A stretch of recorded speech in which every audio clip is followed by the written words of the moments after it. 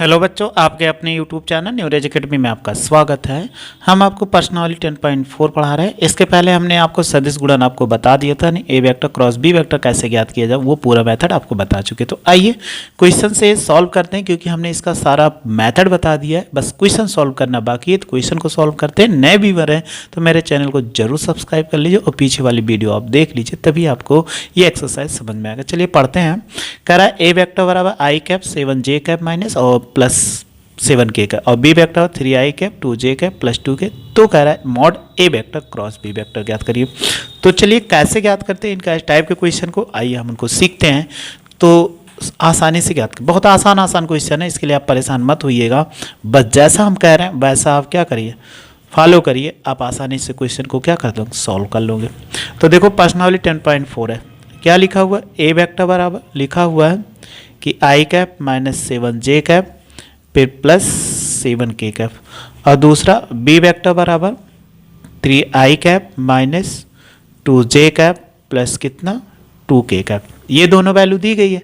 अब आप देखिए, अगर सबसे पहले ए वेक्टर क्रॉस बी वेक्टर, तो अभी हमने बताया था अगर ए वेक्टर क्रॉस बी निकालना है तो आपको ऐसे मॉड सारणी बना लीजिए, आई कैप जे कैप और के कैप। फिर आई के नीचे आई का गुण 1 हो गया, ये माइनस 7 हो गया, ये 7 हो गया। फिर देखो बी का 3 माइनस 2 और 2, इतना लिख दिया।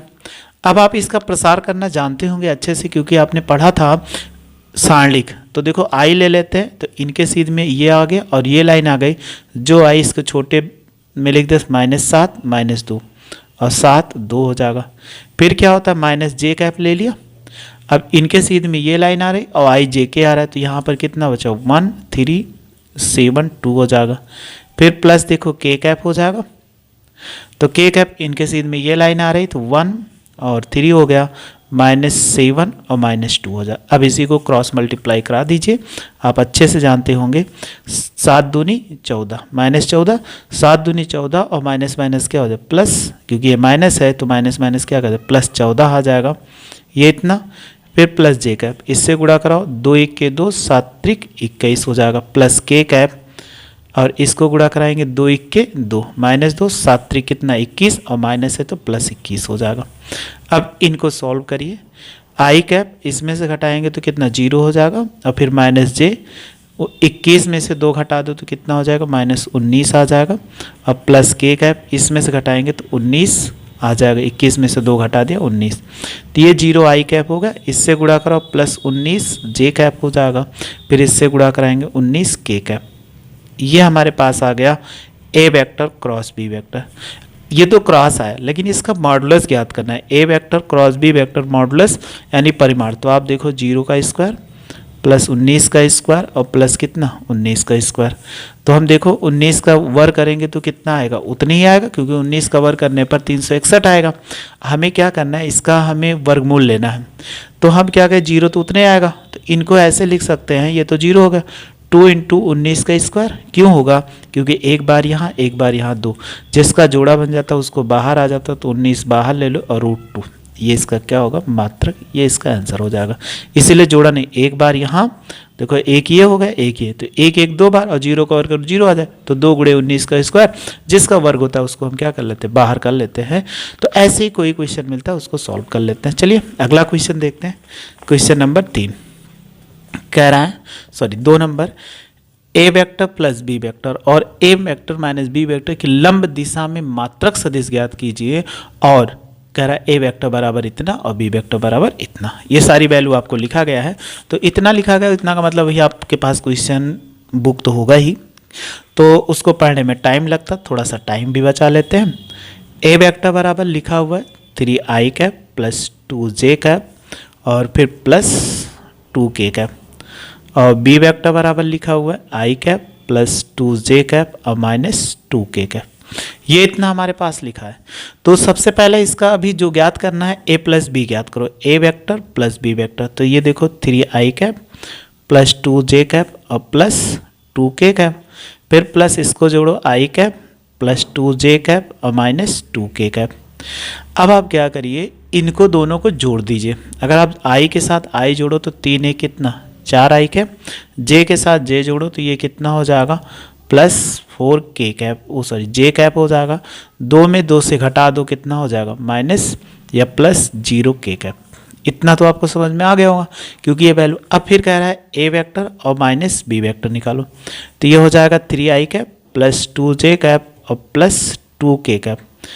यहाँ माइनस है, जब इसमें गुणा कराएंगे वैल्यू रखेंगे तो माइनस से गुणा कराओ, minus i cap minus 2j cap plus कितना 2k कैप। अब घटाइए, 3 में से 1 घटाओ तो 2i कैप, 2 में से 2 घटा दो तो प्लस 0j कैप हो जाएगा। 2 को और 2 जोड़ दो 4k कैप, ये आ गया। अब इसको ज्ञात करने के लंब दिशा में इकाई सदिश ज्ञात करना है। तो लंब दिशा में इकाई सदिश ज्ञात करने के लिए पहले इसका ए वेक्टर क्रॉस दोनों का कह रहा है कि इस A plus B vector A minus B vector लंब दिशा में इकाई सदिश। तो आप ऐसे निकाल, ए वेक्टर प्लस क्या हो जाएगा बी वेक्टर, फिर क्रॉस लगाओ कि ए वेक्टर माइनस बी, यानी इनका सदिश गुण निकालिए। तो हमने कहा था पहले आई लिखो, फिर जे लिखो, फिर के लिखो। अब a प्लस बी है तो a प्लस बी के i का गुणांक 4 4 0, फिर a माइनस बी है 2 0 4, तो 2 0 4 ऐसे लिख देंगे। जैसे जो लिखा हुआ है उसी क्रम में लिखिएगा, ना चिन्हों का अंतर आ जाएगा। आई कैप, अब आपको एक सारणिक पढ़ी हो उसमें आपको कोई दिक्कत नहीं होगा तो डायरेक्ट मल्टीप्लाई, 4 इसको इसके सीध में आ गया, 4 चौक 16 और माइनस कितना 0, फिर माइनस जे कैप इनके सीध में 4 चौक कितना हो जाएगा 16 और 2 शून्य 0 हो गया, फिर प्लस के कैप इसके सीध में 4 शून्य 0 हो जाएगा और 2 चौक कितना 8 हो जाएगा। तो 16 से 0 घटाओगे 16 तो 16 आई कैप हो जाएगा। 16 से ये भी गुणा कराए थे इससे तो 2 शून्य 0 हुआ था ये, तो 16 घटा दिए इसमें 0 से तो 16 आ गया और घटा जैसे गुणा कराए 16 और माइनस ये हो जाएगा 8 के कैप, ये इतना हो जाएगा। अब इतना आ जाने के पश्चात ये क्या आ गया आपका, आपने देखा कि A vector plus B vector और cross A vector minus B vector आ गया।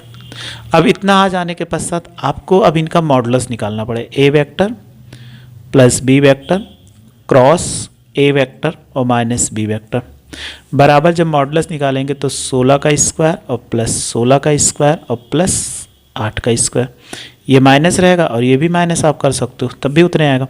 16 16 में कितना होता है 256 और प्लस 256 और 8 8 कितना 64, इसको सबको जोड़ो तो कितना होगा 6 6 12 4 कितना 16 के 6 हो जाएगा, 5 5 10 10 6 16 और 1 कितना 17 आ गया, 2 2 4 1 5। 576 किसका वर्ग होता है आपको मालूम होगा, ये किसका होता है 24 का, या दिखा देना 24 का गुणा करके 416 4 दूनी 8 1 9 4 दूनी 8 हो जाएगा, 2 दूनी 4। चलिए देखिए ये 6 हो गया, 9 8 कितना 17 4 1 5, 576 यानी 24 गुणे कितना 24, तो ये इसका वर्गमूल कितना आ गया 24 आ गया। अब आपको ज्ञात करना है लंब इकाई सदिश, यही तो कह रहा है कि लंब दिशा में इकाई सदिश। तो इसके लिए फार्मूला क्या है, एन कैप ले लीजिए।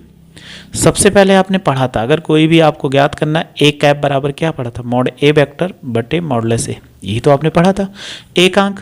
तो हमने इसी दोनों का कह रहा था इकाई सदिश ज्ञात किया, तो आप सबसे पहले इसका लिख दीजिए ए वेक्टर और प्लस बी वेक्टर, फिर क्रॉस ए वेक्टर और माइनस बी वेक्टर बटे इसी का मॉडुलस, क्योंकि ये हमने सदिश निकाला इसका हमें क्या करना था कि इसीलिए दोनों की वैल्यू निकाल A vector plus B vector और फिर cross A vector minus B vector, ये इतना हो जाए। अब इसकी वैल्यू रखो कितना हो जाएगा 16 आई कैप माइनस 16 जे कैप और फिर 8 के कैप, इतना आ गया। अब आप देखो इसकी वैल्यू कितना लिखेगी 8, तो 8 से क्या कर दी वो सॉरी 24 है तो बटे कितना 24। अगर हम देखते हैं इसमें 24 क्या है कॉमन है, अगर 24 से भाग कर दो तो ये कितना आ जाएगा, क्योंकि इससे भाग करने पर 24 से या कॉमन ले लें या भाग कर दीजिए, तो 16 बटे 24 आई कैप माइनस 16 बटे ये हो जाएगा 24 जे कैप और माइनस 8 के बाई 24, भाग करिए 8 दूनी 16 8 3 24, 8 दूनी 16 8 3 24, 8 1 8 8 3 24। तो 2i कैप/3 माइनस 2j कैप/3 माइनस k कैप/3, ये इसका आंसर हो जाएगा। तो कोई भी क्वेश्चन आपको मिलता है तो ऐसे आसानी से आप सॉल्व कर सकते हो, चाहे जो क्वेश्चन जो उसमें कहा जाए, क्योंकि इसमें यही कहा गया था कि दो सदिश दिए गए थे। जब दो सदिश दिए गए तो उनके कंडीशन पे हमें जैसे कहा गया था इसके लंब इकाई सदिश ज्ञात करिए, तो हमने क्या कर लिया, ज्ञात कर लिया। चलिए आइए नेक्स्ट क्वेश्चन देखते हैं। ये आपको समझ में आ चुका होगा, इसका आप नोट्स भी बना लिए होंगे।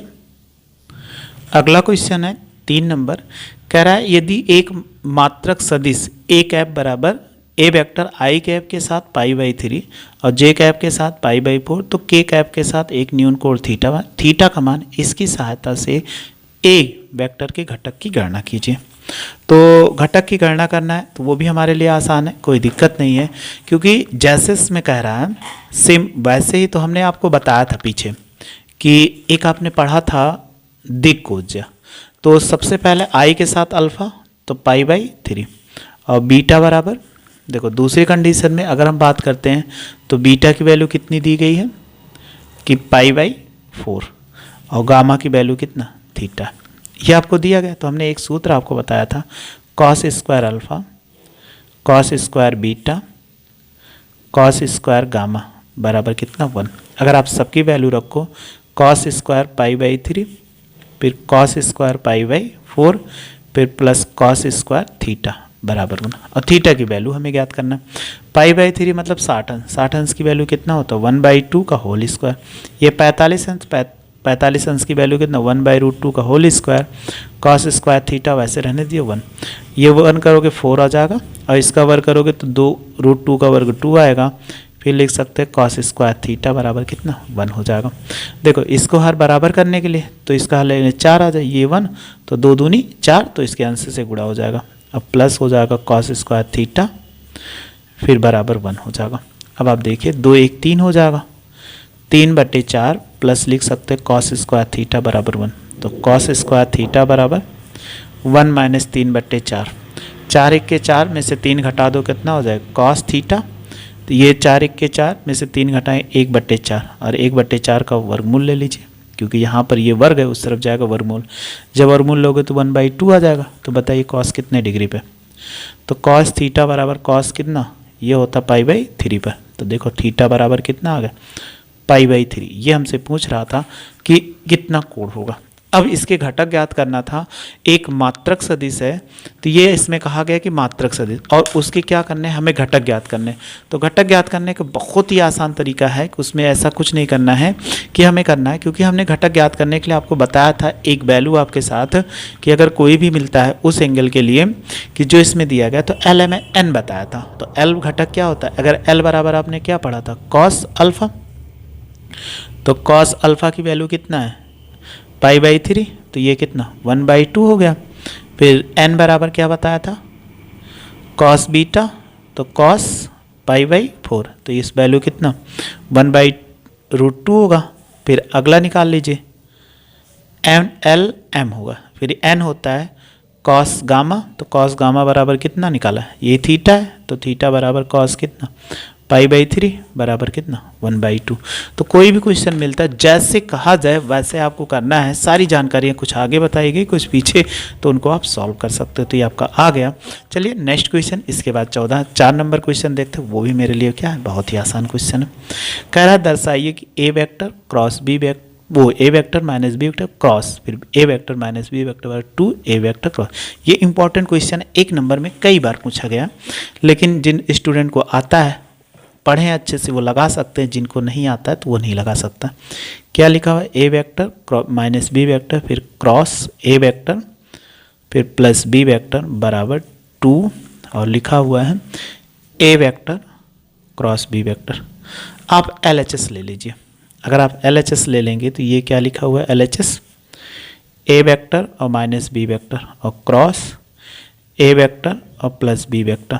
अब आप देखिए अगर इसको इससे गुणा कराओ तो A vector cross A vector, A से इसमें गुणा कराओ प्लस ए वेक्टर और क्रॉस बी वेक्टर हुआ।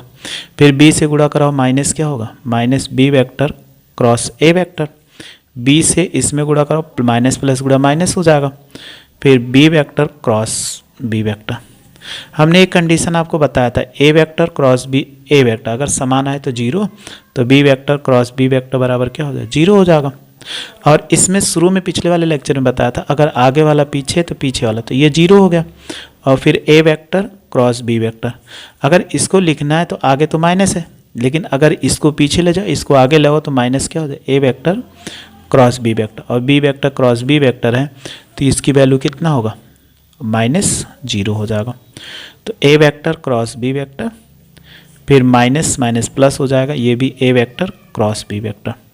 तो दोनों एक एक कितना 2 बार हो गया, 2 A vector cross B vector, ये क्या आ गया RHS, ये इसमें लाना था। तो कोई भी क्वेश्चन मिलता है ऐसे आप सॉल्व कर लीजिए, उसमें आपको कोई दिक्कत नहीं होगी। बस आप मेरे साथ ऐसे जुड़े रहिए, अच्छे से पढ़ते रहिए, आपको अच्छी अच्छी वीडियो मिलती रहेगी। वीडियो देखने के लिए थैंक यू सो मच।